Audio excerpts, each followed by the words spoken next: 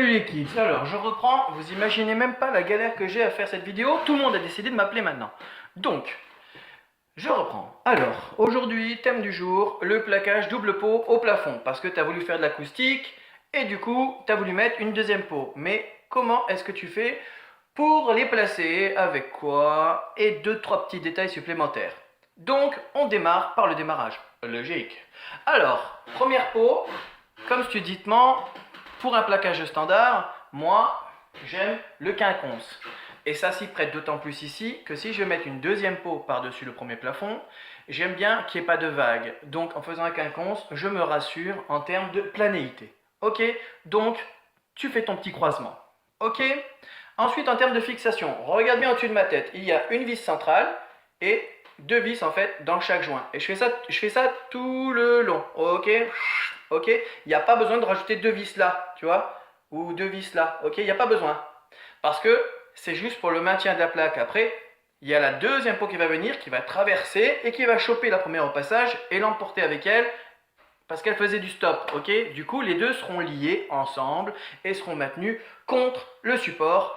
Et en termes d'effort, t'inquiète pas, ça se joue pas à deux vis près. Voilà, la règle dit positionnement et revissage intégral.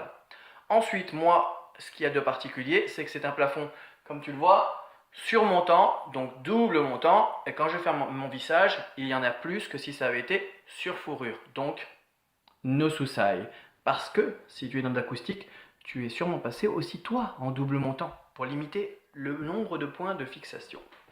Donc, double pot, première pot, vissage, une centrale dans les joints. Ensuite, tu as vu et tu as remarqué que l'interstice est bouché. Donc, il n'y a pas de bande à l'intérieur. Le but de ce bouchage était que c'était un bord aminci, bord aminci.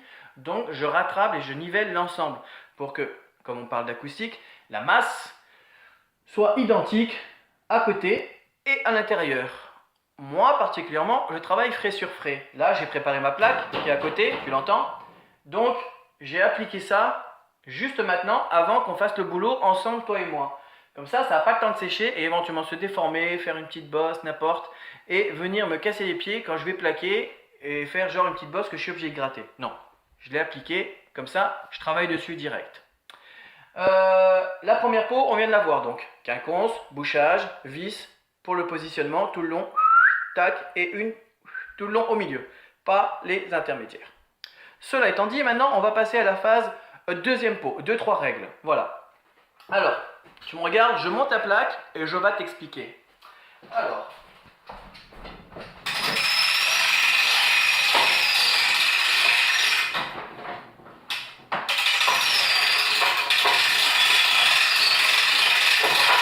t'as raison, on baisse le son, parce que ça fait du bruit et ça résonne. Alors.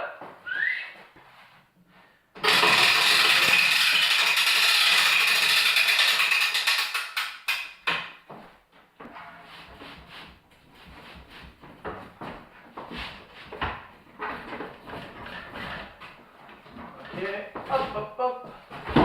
Et voilà. Et voilà. Je suis contre et je suis contre. Petit blocage de système. Alors, là, maintenant, je te montre que non seulement on a fait du croisement de plaques à la première peau, mais il faut aussi que tu l'effectues à la deuxième peau. Voilà. Alors, comme tu le remarques, attends, avant que je te déplace et que je te montre autre chose, comme tu le remarques, voilà, tac. La plaque, je l'ai décalée de 60, c'est-à-dire la moitié. Bon, sur les schémas typiques, on ne te dit pas qu'il faut que tu le décales le 60. Moi, c'est par principe de travail. Dans le temps, je me suis rendu compte que c'était plus pratique en termes de chute et de récupération de coupe de travailler avec des plaques décalées de 60 dans ce sens. Ok? Parce que, de toute façon, dans ce sens, quand tu fais le croisement, c'est l'espacement entre fourrures qui gère ton décaissé, qui va être donc de 50 minimum. Ok? On se comprend, regarde. Hop.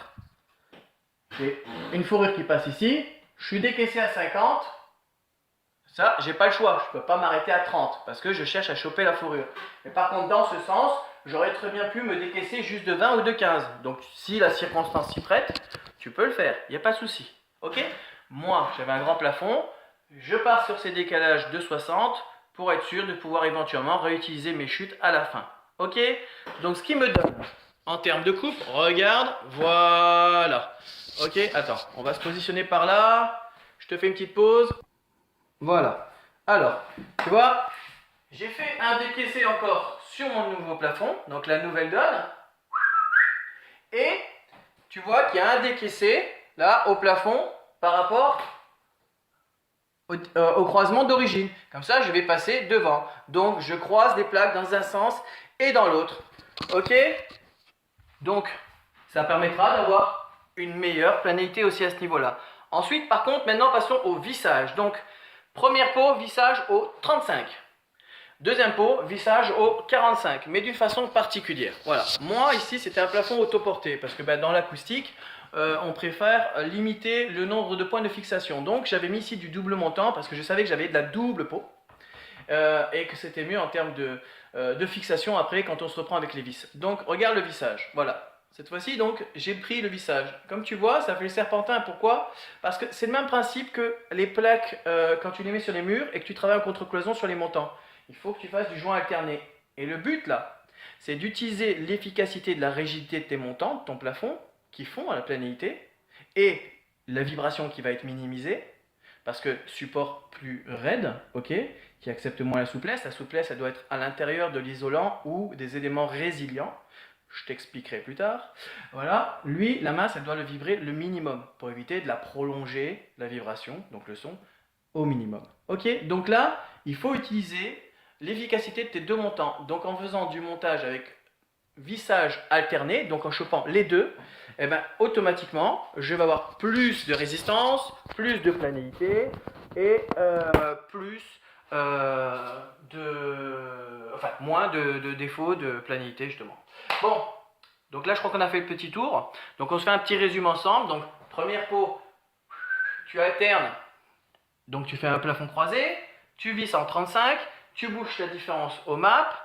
Deuxième pot, tu recroises par rapport au joint de la première peau en te décaissant de 60 par formule parce que ça va t'éviter d'avoir trop de chute.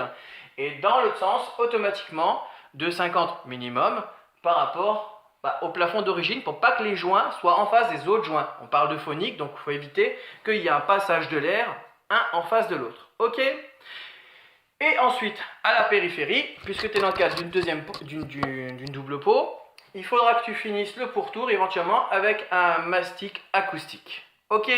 C'est pour l'effet résilience. Ok? Après, je te ferai une autre vidéo et un truc bien plus complet sur l'explication du phonique et comment ça travaille pour éviter que les sons ne se propagent par le plafond, par les murs et le système de fixation adéquat.